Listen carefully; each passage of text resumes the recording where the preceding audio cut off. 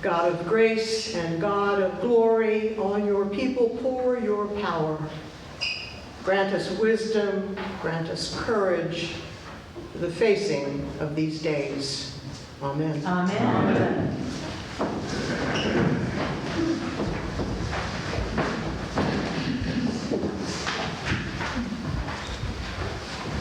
Good morning, beloved community.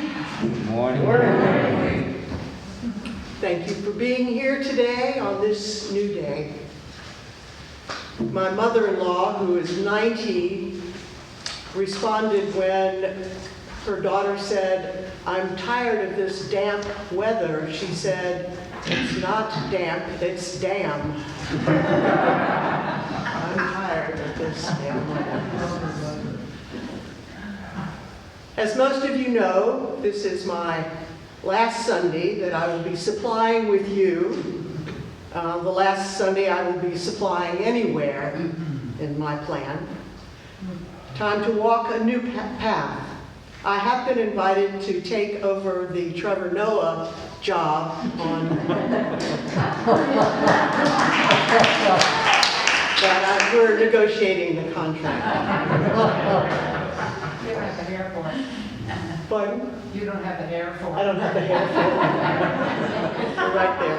Yeah, but keep us posted because we're real interested. So it is time to walk a new path, and I have no idea what that is. But so this is, as we say, my swan song. I always thought the term swan song came from Tchaikovsky's ballet, Swan Lake, written in 1875. But I just learned that the term comes from a play by Aeschylus, Agamemnon, written in 458 BC. So there is nothing new under the sun. A swan song, a farewell before retiring or dying. Don't do that. I'm not doing that. The term based on the belief that swans were silent their entire lives, and therefore at the end burst forth with some beautiful song. Apparently that's not true at all. Swans are quite noisy and assertive all of their paddling lives. So here is my swan song, though I have not been silent all my days.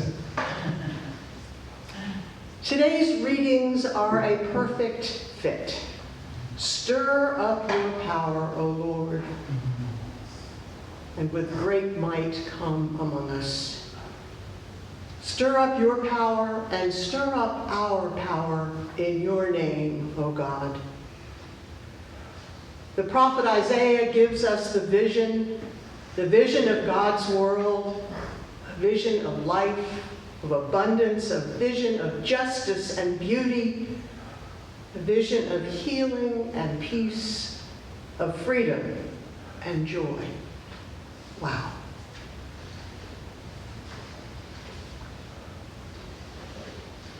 And then, after the call to God and then the vision, then we have the revolution in the Magnificat, the Song of Mary, the young woman chosen by God to bring the Christ, the light, into the world, brings together the promise of vision of the Hebrews past into the future.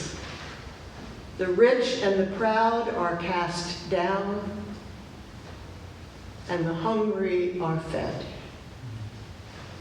So simple, so right, but the endless struggle. The power of those who profit from the work of the poor, in contrast to the peace of people well-fed and in communion with each other and the holy. God's power is about healing and growing. But my goodness, it takes a long time. As the words from the book of James say, be patient, therefore, as the farmer waits for the precious crop from the earth, and strengthen your hearts. Strengthen your hearts. And so the next step, strengthen your hearts and face the reality of our challenge.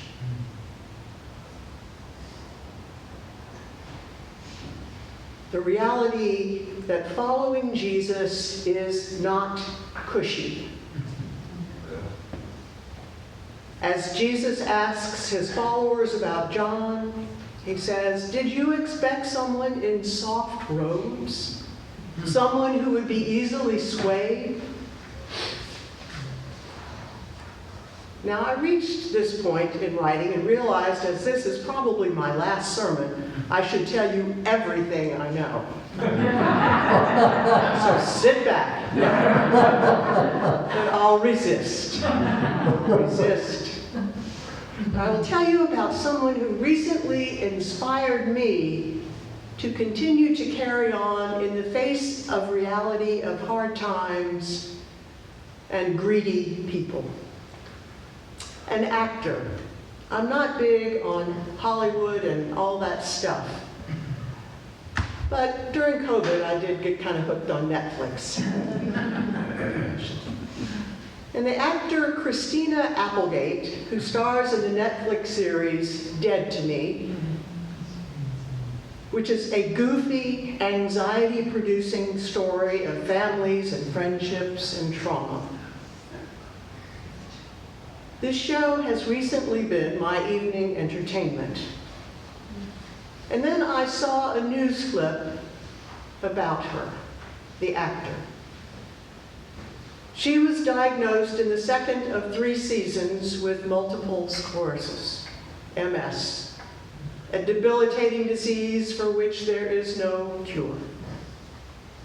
She was 51 years old, devastated. And yet she was determined to complete the show. The show is not important. It is her strength, her commitment, her love of her community, which gives me courage. Courage for the times when we all want to give up. For the times when we'd rather not care. For the days when we stop believing in God's power and in our own. And then we have Amanda Gorman. January 20th, 2021, as she read from the novel poem. When day comes, we step out from the shade, aflame and unafraid. The new dawn blooms as we free it, for there is always light, if only we're brave enough to see it. If only we're brave enough to be it. So my friends, let us be the light. Be the light. Amen. Amen.